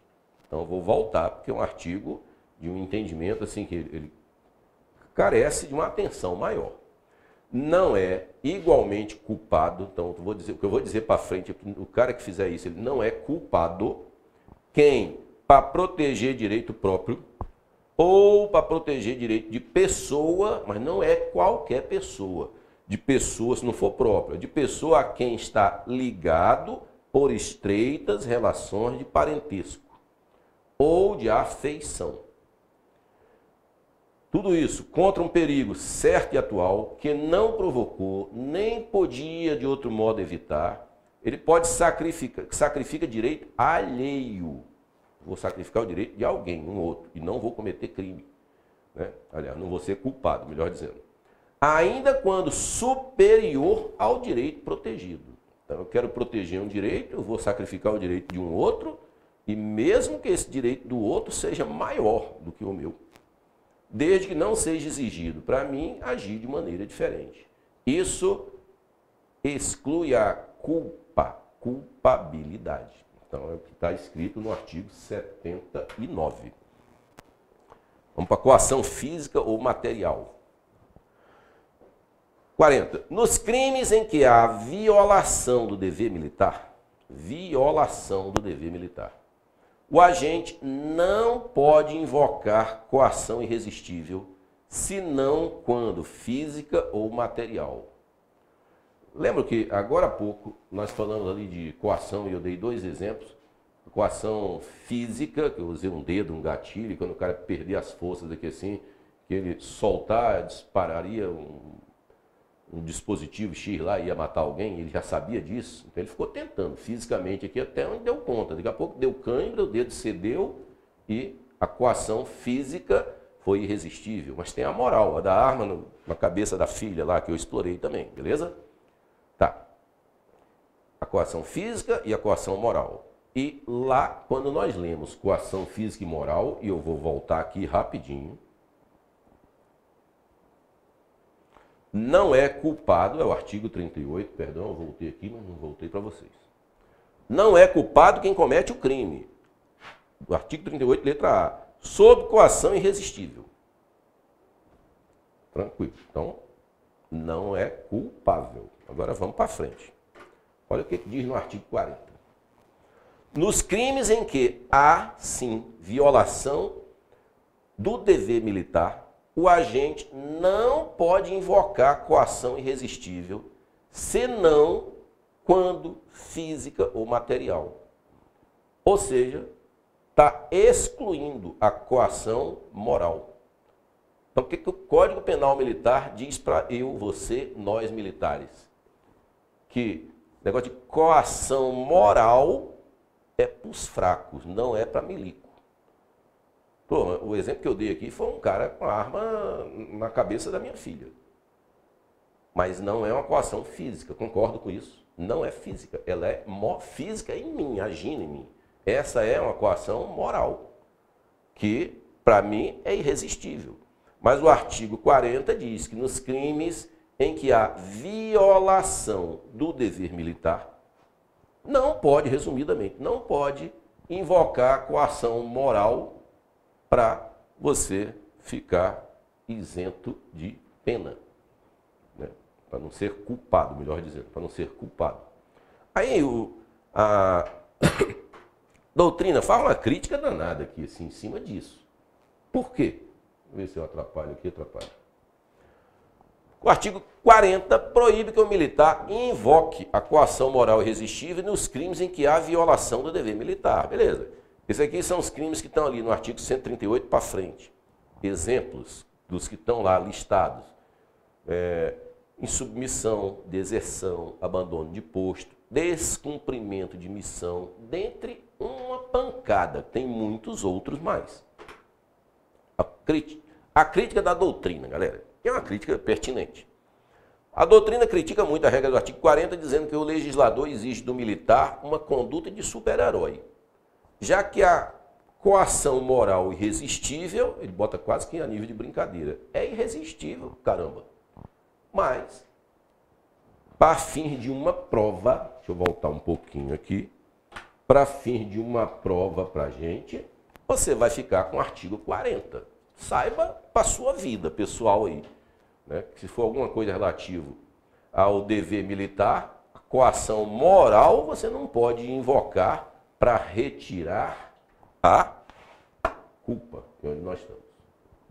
Mas sinceramente, fala sério, é um absurdo.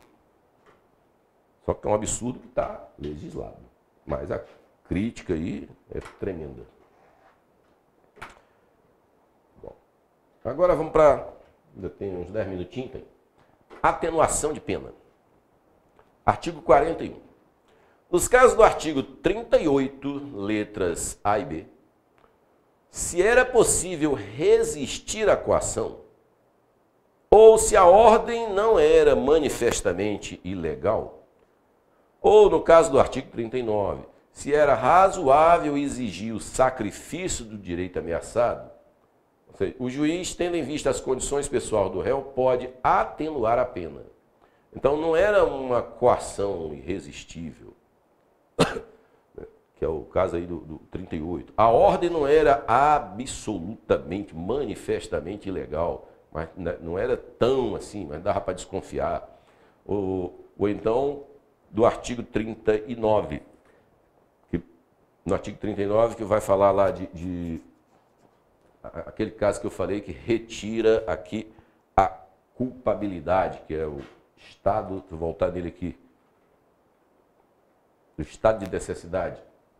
né, que nesse estado de necessidade, lá na partezinha final dele diz, desde que não ele era razoável exigir conduta diversa.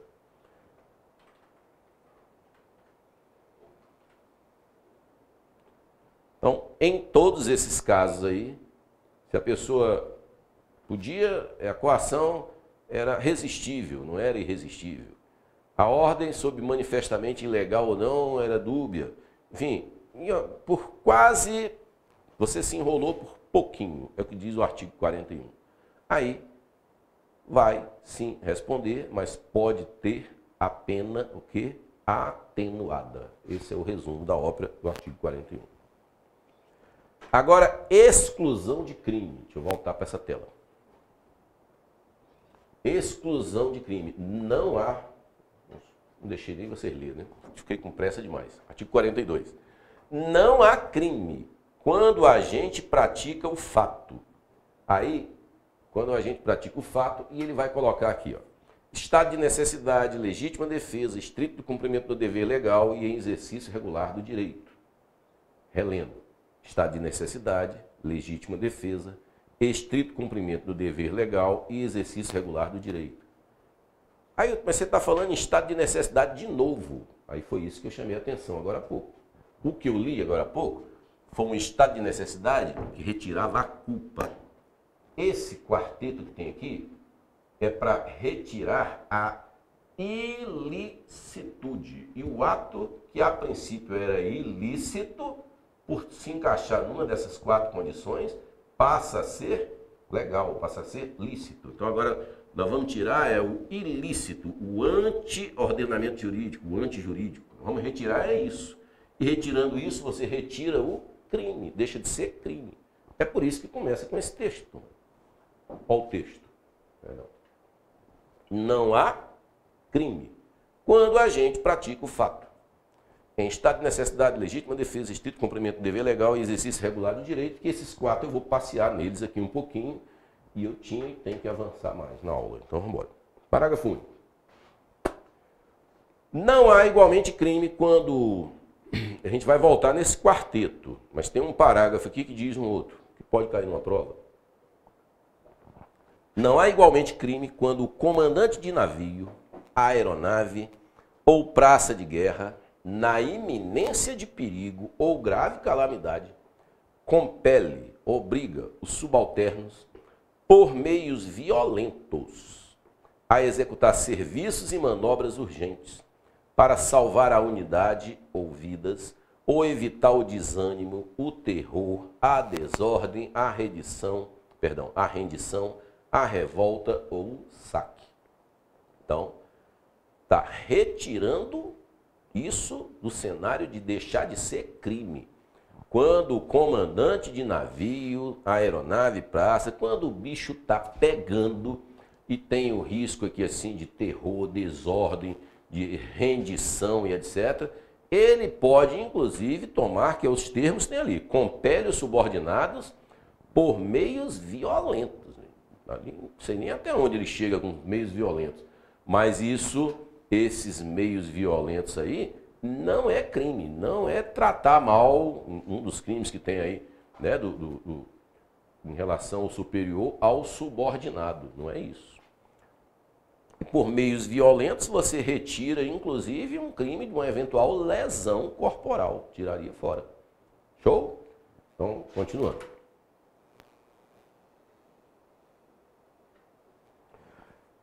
Se o comandante não agir diante dessas situações, ele mesmo é que se enrola.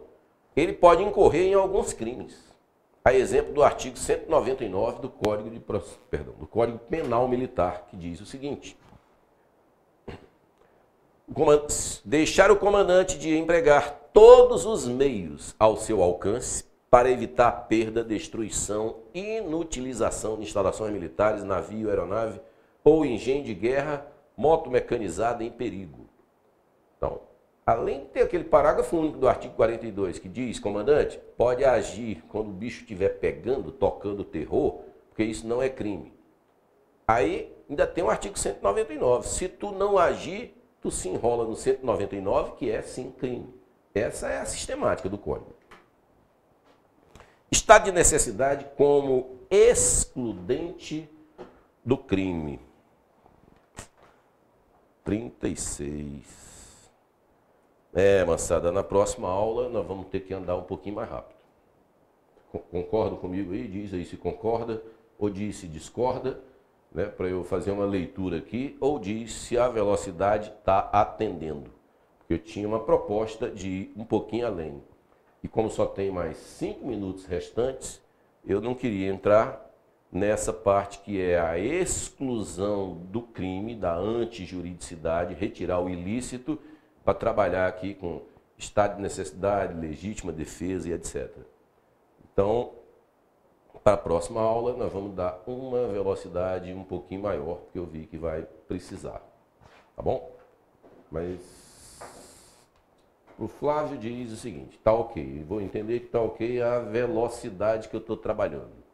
Queria aí pelo menos mais uma outra opinião, e se pudessem me ajudar e dar um feedback aí online. Eu sumi, né? Podia estar aparecendo, já que eu estou falando com vocês. Né? Mas se puder dar eu continuo, prometo, eu continuo na próxima aula. Só que eu queria que você me ajudasse num ponto. Se a velocidade da aula está a contento, se vocês acham que está, porque acho que muito rápido, dedução minha, acredito que não. Mas mesmo assim me diga, se vocês acham que está numa velocidade aceitável, normal, ou se ela está um pouco aquém ou além. No mais, ficamos por aqui. Para nós hoje, né, a gente sempre que se encontra é um sextou, porque vocês não têm aula na sexta, então sextou para nós. Bom final de semana, até a próxima quinta. E nesse ritmo tá bom, a velocidade tá boa, fico feliz pelo menos por isso. Tranquilos? Até mais. Um abraço, bom final de semana, show de bola, galera.